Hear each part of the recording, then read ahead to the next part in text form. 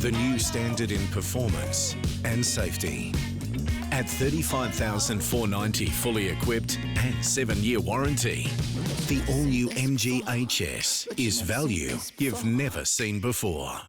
Mitch McCarron, thank you for joining me on Gibbo Goes One-on-One, driven by MG. First of all, a massive thank you on such a special day being your birthday, 28 today. I won't keep you too long, but how's your day been? Obviously, I'm assuming you've been practicing or, what have you been doing for your birthday? Thanks, mate. Thanks for having me on the podcast. Just a little bit of training this morning, a little bit of shooting, bit of dinner tonight, and that's it. Nothing too crazy. Now, this will air tomorrow. Obviously, today's your birthday. How does it feel being 28? I know when I was 28, you start getting to that point where, it's almost starting to come down that hill basketball-wise, but just another day at the office? Yeah, I think so. I'm wondering when I get my vet status card. Might be a bit early for that. Yeah, I don't know. I feel good after this quarantine time, so I don't feel too old, but maybe mid-season I'll be feeling it. Obviously, you guys at United have been back working out. Us at the Phoenix, I think we've been going for about 4 weeks, 3 days a week there. Because of obviously COVID and whatnot, it's been quite a strenuous process coming in and out of practice. What's it been like for you guys? You schedule weekly and just a bit of a rundown daily of the whole process to get into the gym and then out of the gym. Yeah, it's been a little bit weird. We haven't been going as much as you guys have, but even just once a week, obviously it's been hard, scheduling times and the protocols that are around training, walking in and having our temperature checked.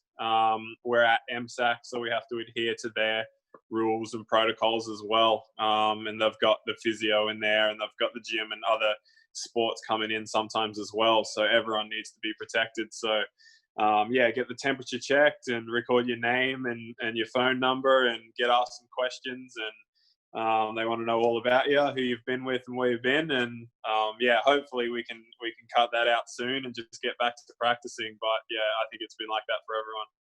Obviously, Melbourne or Victoria is probably the worst in all of Australia, but it's obviously it's super important we have to wipe our shoes down with, hand wipes and spray our shoes and do all that stuff, wipe the balls down. Obviously, that stuff's super important just to be safe. I think you guys might have holiday camps. We have some coming up just to follow protocols to try and get everything back to normal as soon as possible. Yeah, pretty much. Obviously, it's a super unfortunate time. We'd be smashing out a lot of holiday camps right now and have lots of kids playing ball, and it's just something that we can't do, which sucks. But same thing. We've all got our individual ball that's marked at training and got the wipes and got the sanitizer 100 times a day. And it's all important. We need to look after each other and everyone in the community, but just want to get back to playing basketball.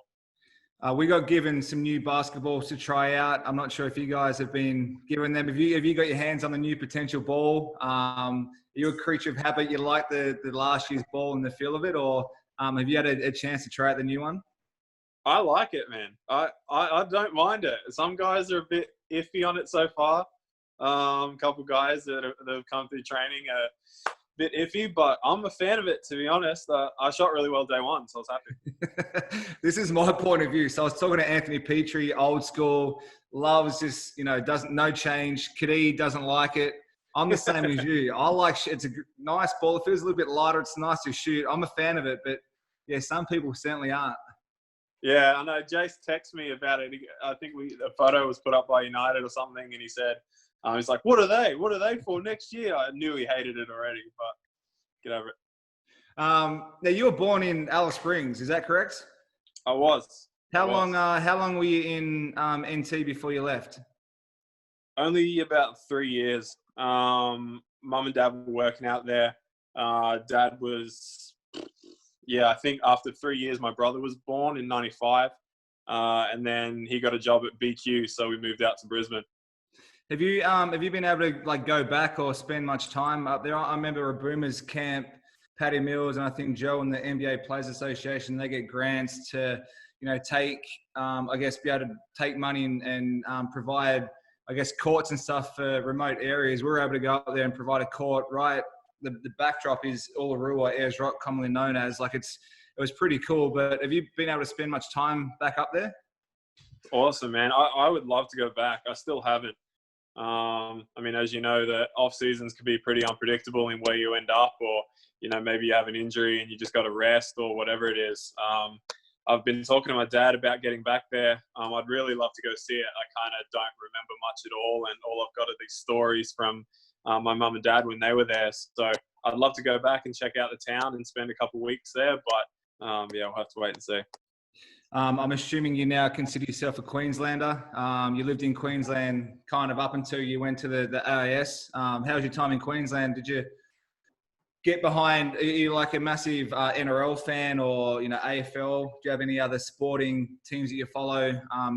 Myself, living in Queensland, I became a Broncos fan just from living there. But, how was that, your childhood growing up in Queensland?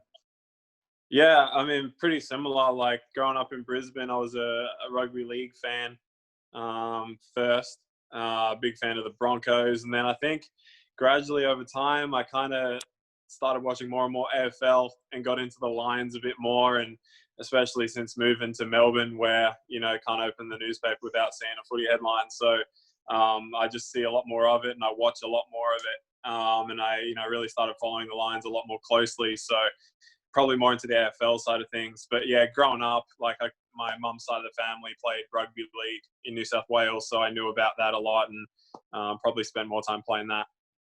I always put up fan questions, and one I'll get to the rest later. But did you have any other sports as a kid, like everyone probably growing up, footy, cricket, tennis, whatever it was? Did you have anything else that you were potentially could have gone and played football, or was basketball just the main thing? Was there any other kind of main interest that spent a lot of time, training, playing, whatever? Not really, to be honest. I think I grew up with a basketball in my hand and I was around it a lot.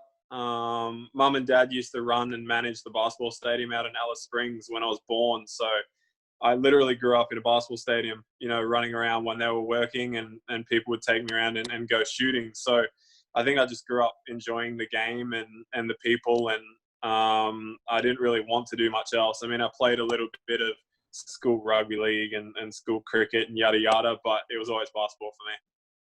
The way you play in your athleticism, I reckon on an AFL field you'd be able to take a nice little screamer here and there. So you should have I can't kick. You should have given that a bit of a crack. If I could kick straight, maybe.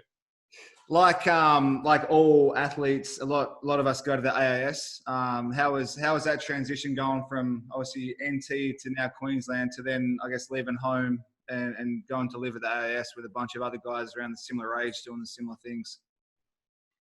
Yeah, it was a bit of a different experience for mine. I kind of came into it later in the piece.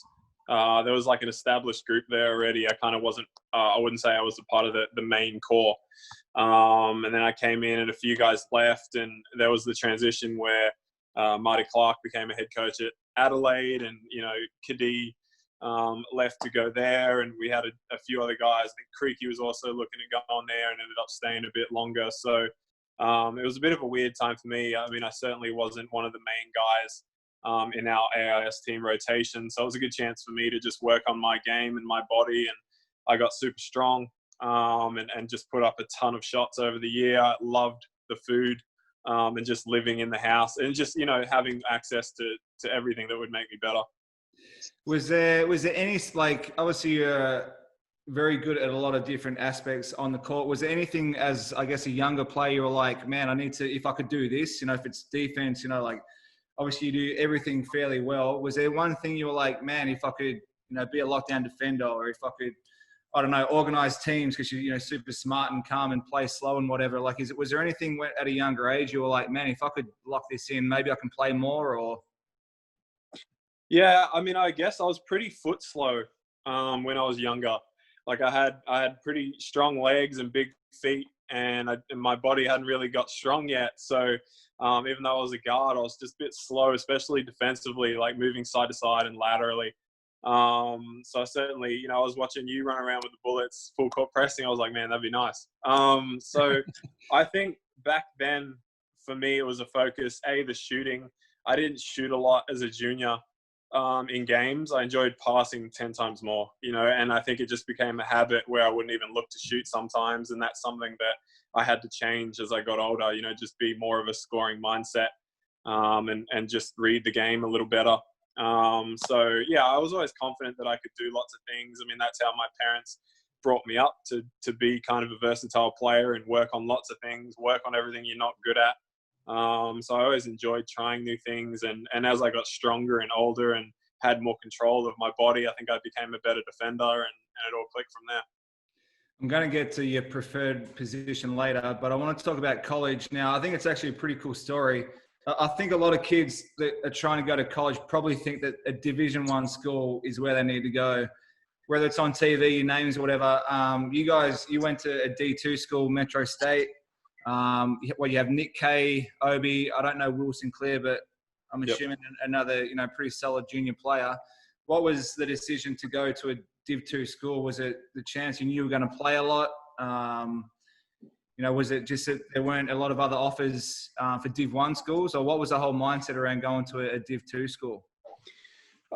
Yeah, to be honest, I didn't have a ton of D1 offers. I mean, again, I wasn't really one of the main focal points at the AAAS. So, you know how it is, like the top dogs are getting letters every day from the D1 colleges, and they were hot on guys like, Hugh Greenwood and Drimmick and stuff like that. And then we had other guys in the age group that chose to stay and play NBL right away, as I spoke about before. So for mine, I was just trying to find a really good school that would be, obviously a scholarship, but I'd really enjoy and get better as a player and not sit for 4 years. I really wanted to enjoy it and get something out of it on the basketball court. And so very, very late in the piece, when actually we were at 19 Worlds, so that would have been June 2011. I got an offer from Metro, and when I found out about their history, Mark Worthington, Luke Kendall, I mean, the list is huge, Jesse Wagstaff, Drew Williamson, all those guys that I kind of knew as household names. And there were a bunch of guys before them that had done really well, Australians, but those were the guys that I knew off by heart because I'd watched them play in the Olympics. And I was like, damn, they all went to Metro State? That's crazy. So the more I researched and the more I found out, I enjoyed it, and I was like, why not? And then even better that we had more Australians, and look what it did for Nick Kay, who's now, back-to-back first team. If he didn't go to Metro, who knows? He just got better every single year, and I think I did the same. Was that tough as a kid, obviously not being one of the main guys? I know I've been in teams or moments, or even now, you're jealous, or you look up to people and you're like, man, I wish, one of my best mates is Paddy Mills. Like, I wish I was in the NBA and earning all this money and stuff. Was that hard as a kid to kind of be there and not obviously be not one of the better players, and just see these other guys having this success and getting everything and whatever, and just dealing with that at a young age? Yeah, I mean, it's hard. I mean, obviously I was happy for them. Like, they were the studs of the age group, and I was excited for them and excited that we had a pretty good, national team as well. But I think I just really, what I was a bit nervous was about finding the right school for me. I knew that if I went too high and I fall behind, I wouldn't enjoy that. I wanted to really mean something. And if I meant something to a team, I would naturally work super hard and have a bit of responsibility on my shoulders. So, I'm super lucky that Metro came along and I got introduced to them via Damien Cotter, the under-19 Australian coach. So I'm super thankful for that introduction because, I guess at the time it can get pretty confusing, even for myself, who was on the under-19 Worlds team. I had 0 D1 offers, so, I'm sitting there thinking, man, I should at least have one, and that can get a bit nerve-wracking. Now, your route to the NBL was a lot different. You went to Europe from college. Yep. How did that all work out? Was it something you just wanted to do? Was it you had better chances there? There wasn't a lot of NBL interest. What made you choose to go to Europe and to Spain before coming to Cairns in the NBL? Yeah, I think just coming out of at D2 as well. There was obviously, in my age group, there were a lot of good players that have had pretty good college careers, and the NBL at the time was pretty full. I think a lot of guys were contracted. There weren't a lot of spots where it was just like, oh, sweet, you can just go to this team. There weren't that many available. So, and as you know, it's a tough league to crack sometimes. So, for myself, I just wanted, again, to go to a team that would feel right and be good for me, that I could help and contribute in. And unfortunately, there wasn't one in the NBL that was going to suit that at that time. So ended up going to Spain, and it wasn't terrific money, and it was lead gold, so Division 2 in Spain. But yeah, had a hell of a time. Had to play a role, had to learn to play without the ball.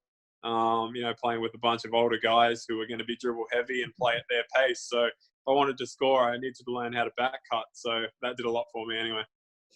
And then obviously, signed with Cairns. You guys had some pretty solid teams, obviously more of a chance to play and whatnot. How was your time in Cairns? You were there for a few years before obviously leaving, but your first experiences in the NBL? Yeah, it was fun. It's obviously a challenge.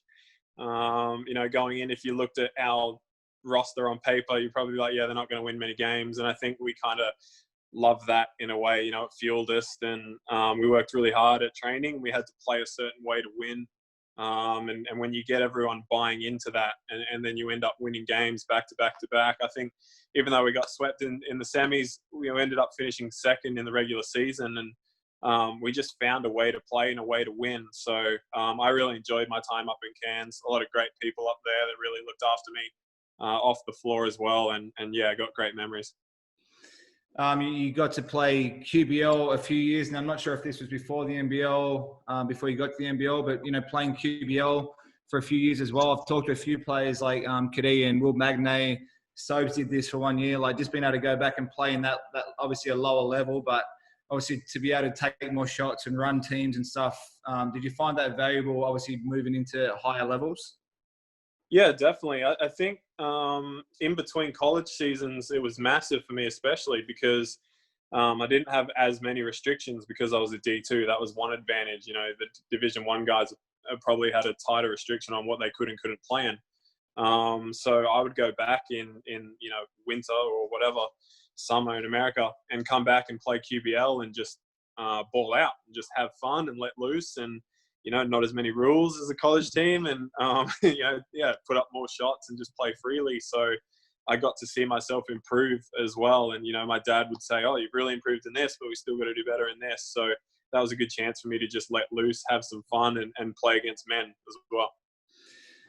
You got to go and play in Slovenia, I think it was, where you guys won the championship. How good is it playing? I've never played there as in an actual league or an actual competition, but just playing in front of their crowds, how passionate they are, how much they get behind teams. I don't know if this was a big team, but to be able to win a championship in Europe must have been pretty cool and something pretty special.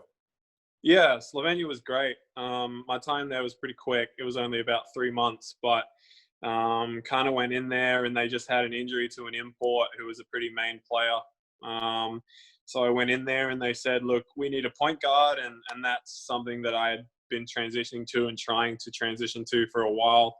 And so it was a bit risky, I suppose, on their part, just because I hadn't played before. But, they said, all right, we got this point guard spot. You're going to have to run the team. And as playing point guard in Slovenia is different to playing point guard in college or playing point guard in Australia. What they want from you is very different. So it was a little bit of adjustment period there in practice, just being okay with dribbling a lot more, I suppose. Like in Australia and playing 2 years under Fernie, it was like, well, if you're not doing something with it, don't dribble. Whereas over there, they're like, you can dribble 50 times, just get the damn play run. So it was fun for me, a really fun time. And we ended up winning. We had a pretty good team and a crazy final series full of drama, but that's Europe. Was it game 4 where you guys got a win to take it to game 5? It was a big road win, I think I read. And then you won back on your home floor. How did that all work out, that whole final series? We won game 1, and then I got hurt, and I missed game 2 and 3, and we just did not play very well at all. Unfortunately, I was able to get back for game 4, and we were on the road and we were down in the series, and they had their backs up and they were feeling really good about themselves. And I think we went in there and kind of surprised them, and stole game 4 on the road and came home to game 5. So the drama was there, and we didn't have massive crowds all year. And then we had a pretty good one for the final game, and there was a lot of anticipation, and it ended up going into overtime. And one of the young guys, our little Croatian guard, Rocco, was hell of a shooter, and he made some big buckets. So really cool moment for him and the group. And yeah, like I said, it's just that drama that made it all extra special. Obviously, you went to Melbourne United after Cairns for a little bit of Europe stuff in between or whatever. Do you have any other offers to go anywhere else besides United? Obviously, a great club, well supported. Why United? Was it the opportunity? You just liked everything that they were kind of throwing, the offer or the situation, I guess? Yeah, I mean, it's a bit of everything. Obviously, being a free agent, and I was really looking at Europe as well and staying over there. I'd loved my 3 months with Olympia. And I'd been talking with the GM a lot, and he'd been talking about the next year and how they were going to enter Euro Cup. And I thought, man, that would be great. Like, what an opportunity.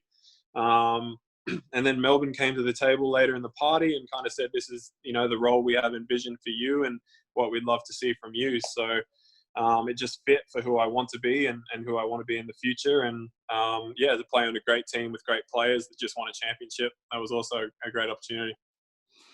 Obviously, this last season, a lot of ups and downs for United team.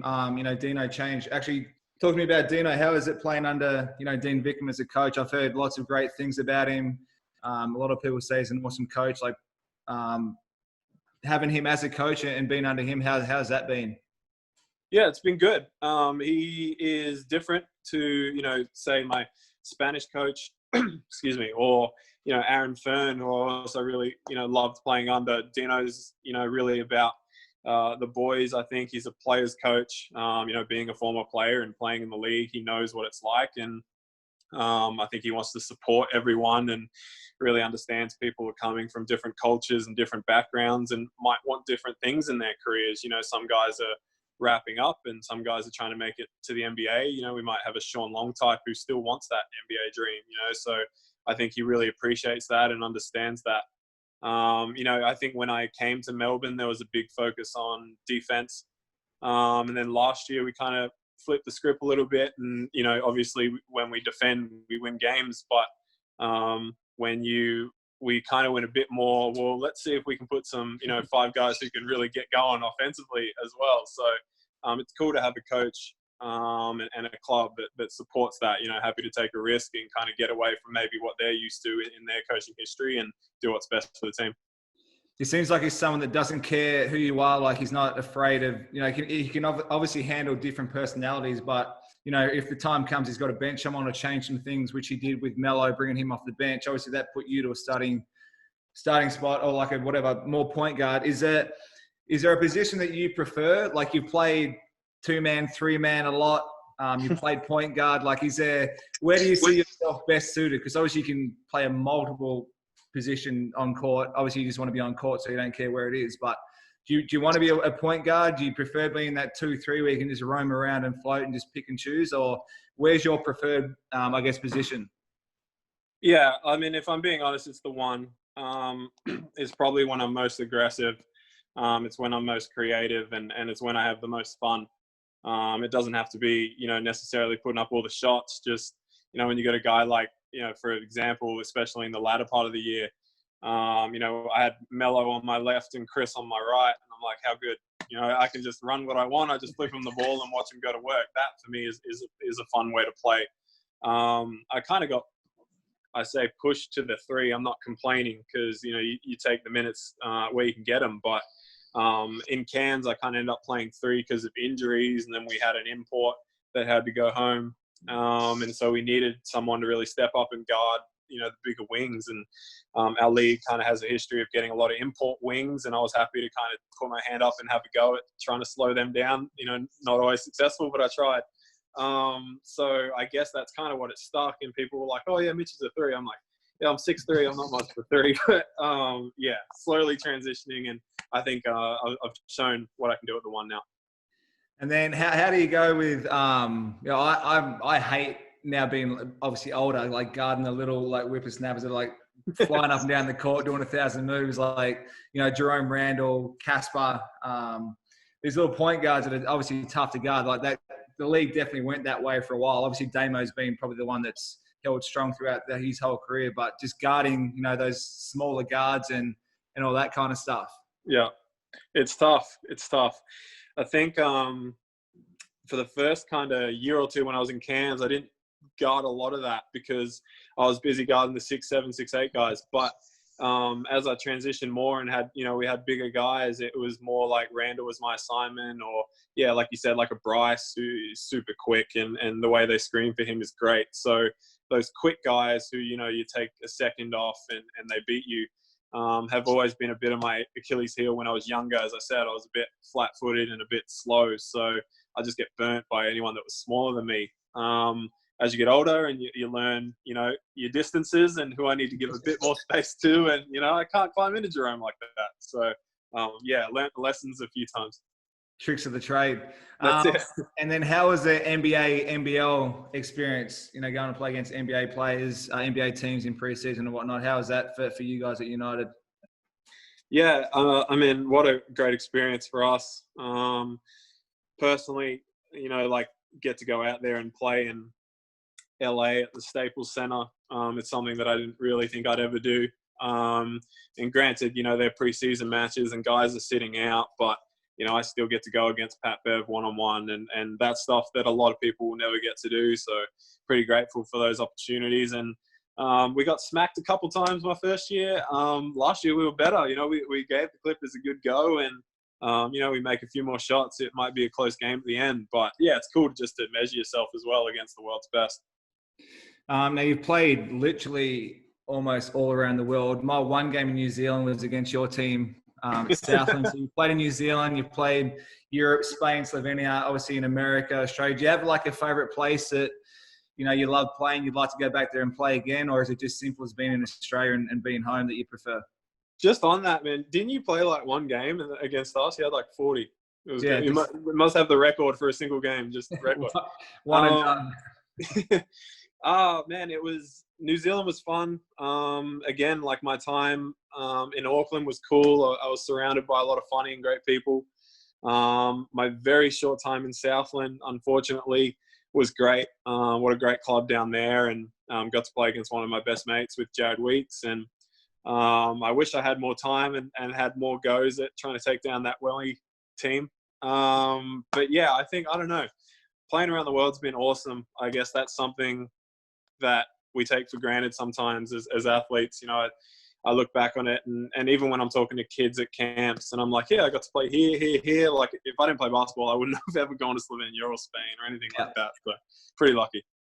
Now, obviously, isolation has killed a lot of events, whatever. People have obviously been locked down. You and your now beautiful wife, Abby, who I believe is a stud soccer player from all stalking of your Instagram page. I'm better, but yeah.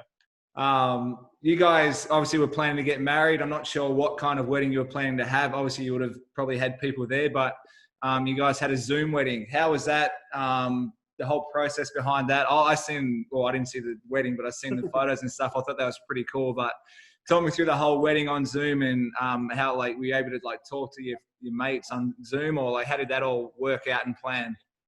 Oh, we threw it together, to be honest, man. We did have this this nice little trip planned to go overseas to Spain and get married in Mallorca.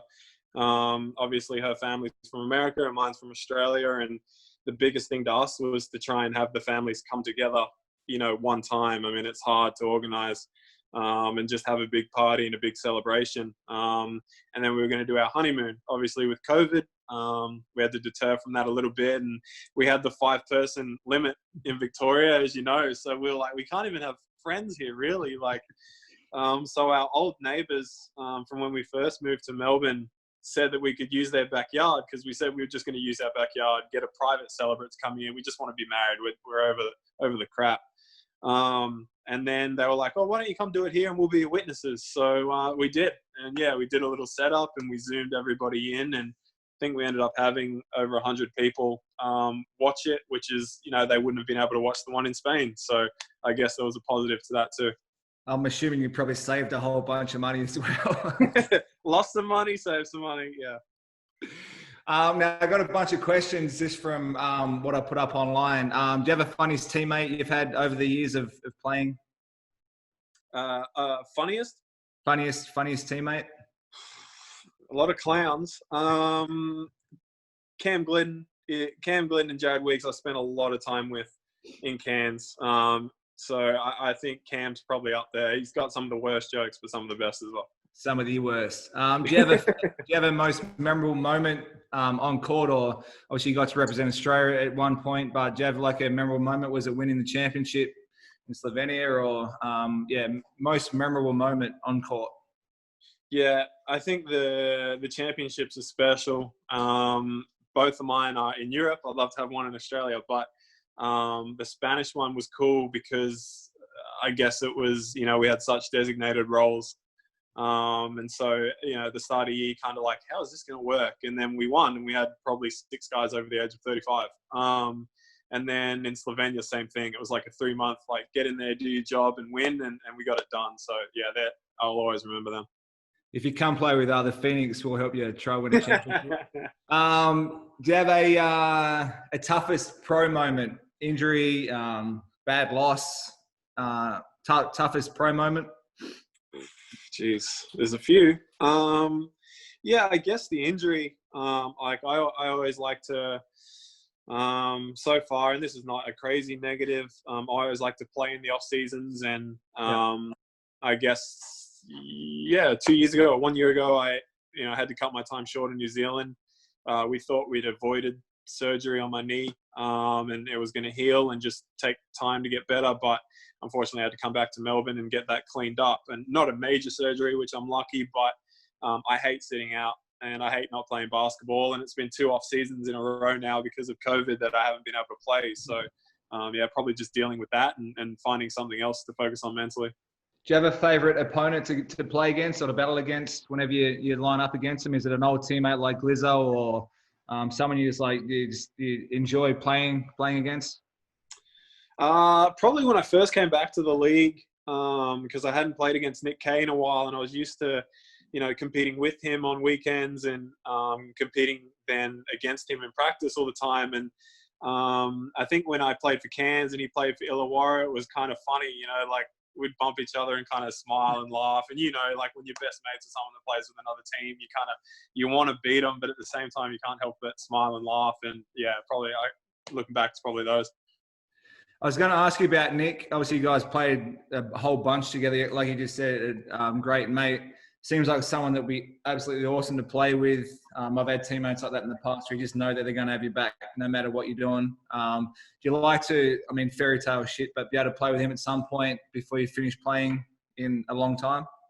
Yeah, he makes the game super easy. Don't want to make him feel too good about himself. He's won enough awards for that. But he... it's the same in college. It's the same Nick. It doesn't change, and that's what I think makes him so easy to play with.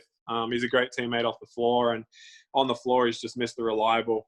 Every single year he was great, and then all of a sudden he's, one of the best bigs in the league, and it's just, then he goes to a World Cup and kills it. It's not surprising because he's just the same guy.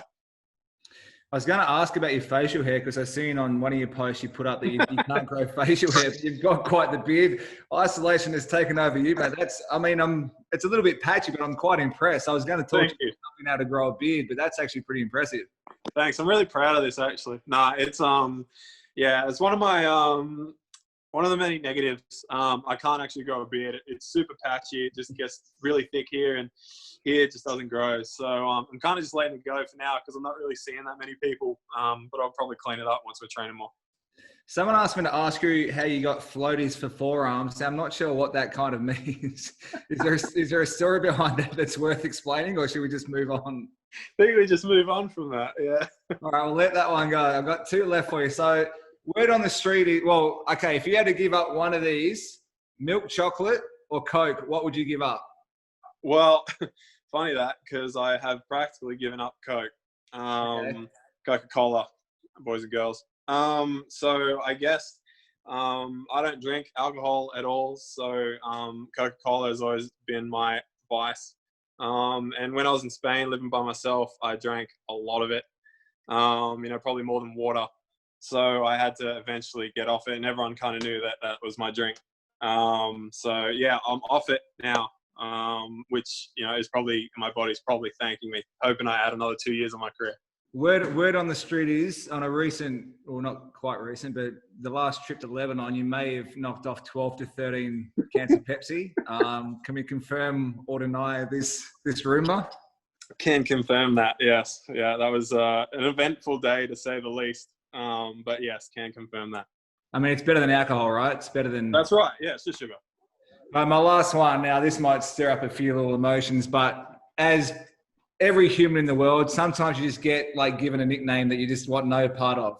Obviously, your teammate Bubbles is trying to shake off Bubbles. You've been Moneymaking Mitch McCarron for whatever reason from, I don't know, the commentator. What's your thoughts? What's your thoughts on the nickname? And I hear that you don't really like it too much. Yeah, it's not my favorite. You'll never catch me calling myself that.